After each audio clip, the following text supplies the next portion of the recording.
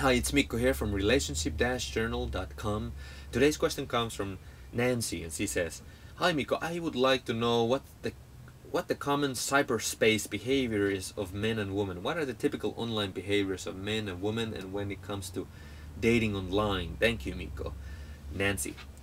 Uh, well, Nancy, that's a great question, and that's very interesting new sort of a field that we are all so much getting into, which is just like this. We are living our lives in a sort of a cyberspace, and we're sharing this type of space, but we are not necessarily completely present at in the same location. So what is the typical behavior? A lot of the same differences between men and women still apply. For example, men love to use text messages, men love to use Twitter, even more so than Facebook often, I find.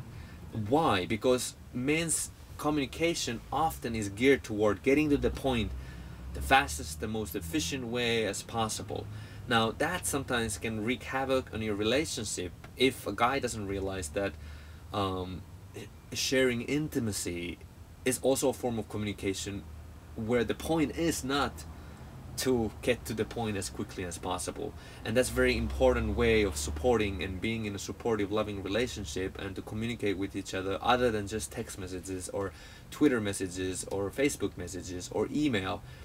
So, but from your perspective, Nancy, you can realize that guys tend to also use the most efficient way to communicate, and sometimes that's just how men are. So by realizing that, for example, of realizing why you get a text as not a call, is that from his perspective, he's just being from using the most efficient way to communicate with you. And if you can understand that at times, you may not take it so personally why he's not calling, for example. And sometimes women nowadays, you like to sometimes use the most efficient way of communicating as well, and not um, necessarily call all the time. And so, but also realizing that if calling or face-to-face communication is more important for you, what you have to do is ask for that. So you can just call him, leave a message, text him that, would you call me? Use the same thing.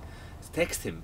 Use his favorite method of asking what you want and need for more, whether that's a call from your boyfriend or husband or partner or whatever. So you can ask for what you want, and when we connect and use communication and use the technology that we have available in sort of those type of good ends of keeping in connect, and use those communication tools to deepen our relationship, I think it can be a wonderful thing.